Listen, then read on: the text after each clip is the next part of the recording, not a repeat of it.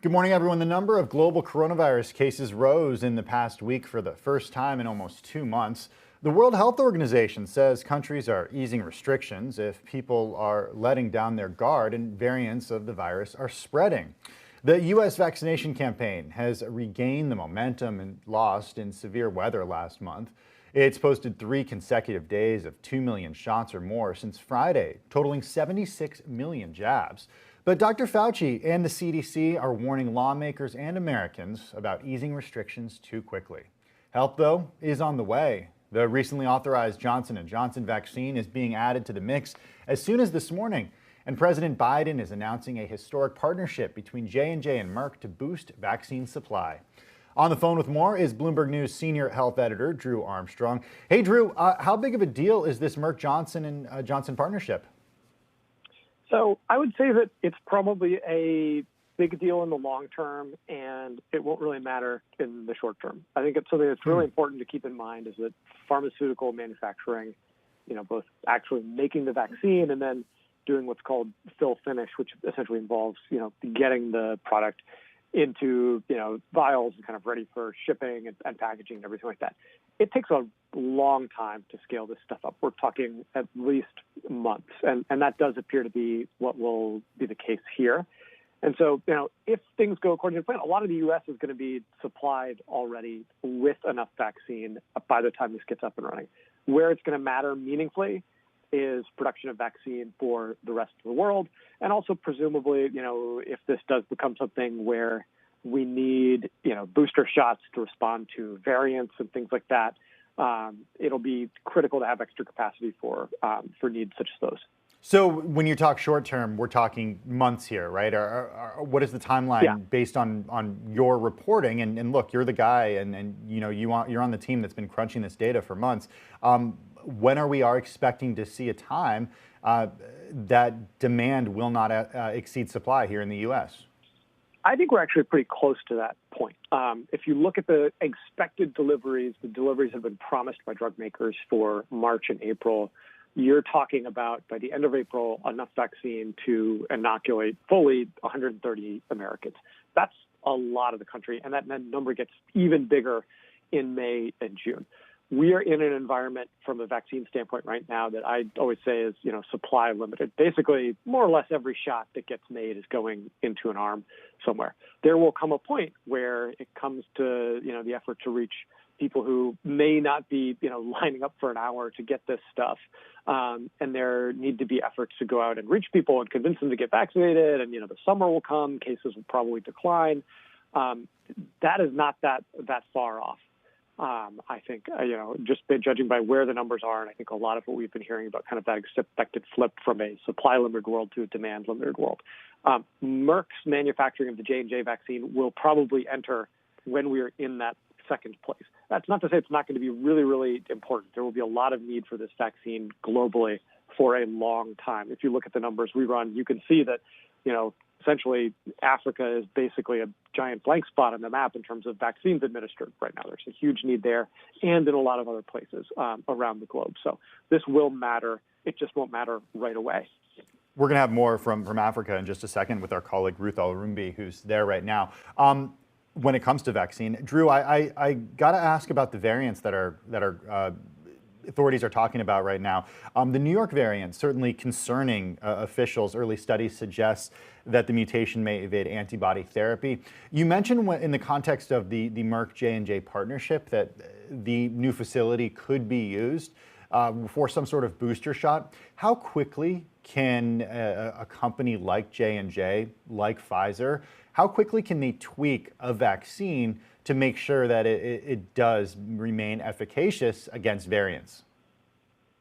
I think that is something that, and I'm going to go on a little bit of a limb here, but it probably depends on the type of the vaccine and how it's manufactured. We know some of these mRNA vaccines can be changed very quickly. I don't have an answer on some of the other vaccine technologies, but I know that one of the advantages of the mRNA vaccine is that they can be modified so quickly. That said, we develop new flu variant vaccines every single year for global production that are rolled out around the world. Viral mutation is kind of a fact of life that you have to deal with. Viruses mutate and evolve just like everything else. And this is something that I think everyone has known would happen. And one of the challenges is going to be which variants do you target with an updated vaccine or booster shot?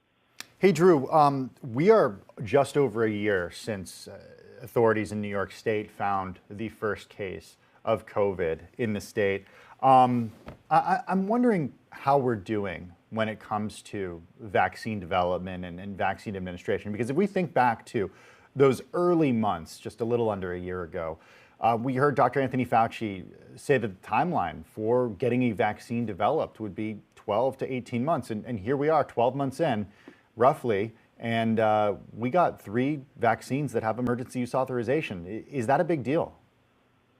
Yeah, I think so. I mean, if you wanted to grade the United States on how it's performed, you'd probably give them an A+ on vaccines and a C on just about everything else. Yeah.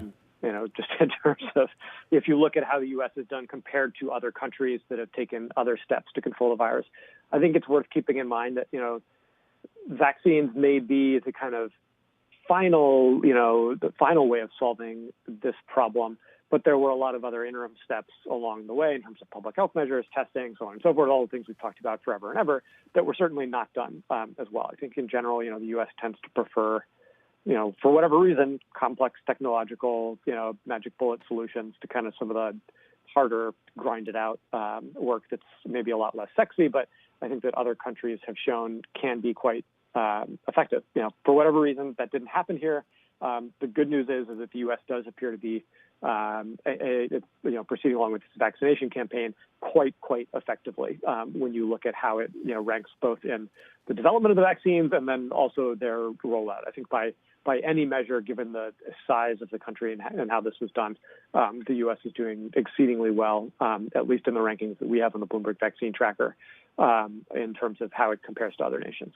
Based on your reporting, based on reporting on this for a year, crunching the data, how concerned are you about what CDC officials said yesterday about the concern of states easing restrictions too early? Massachusetts, for example, yesterday saying it's going to be easier to grab dinner and see a show, 50% capacity is for shows there. Iowa's governor recently lifted mask requirements and limits on the number of people allowed in bars and restaurants.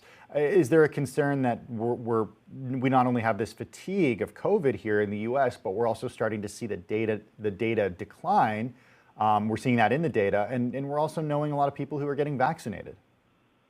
Yeah, I think it's an interesting dynamic. One of there's kind of 2 things you see play out. One, you see some people with the attitude of a vaccine is coming, great, I only have to do this a little bit longer. And that kind of light at the end of the tunnel aspect makes it a lot easier for people to tolerate, some of these restrictive and annoying, we're all sick of this. Let's just acknowledge that this sucks. Social distancing measures and everything like that. Like I would love to go out to a restaurant with my wife more than anything else. Knowing that a vaccine is coming makes that a little bit easier to wait. I think the other attitude you see is cases are down, people are getting vaccinated. Great, I'm going out to a restaurant with my wife. And I think that is what concerns people. That said, both of those attitudes are present, and the waiting does get easier for people who know that this is coming to an end, hopefully. And Drew, I just want you to get the vaccine, and so you can come to the office too, and we can do this in person. I would love to see instead of on the phone. I miss you too. Bloomberg Senior Health Editor Drew Armstrong. Drew, thanks as always for your time, and hopefully we will see each other soon.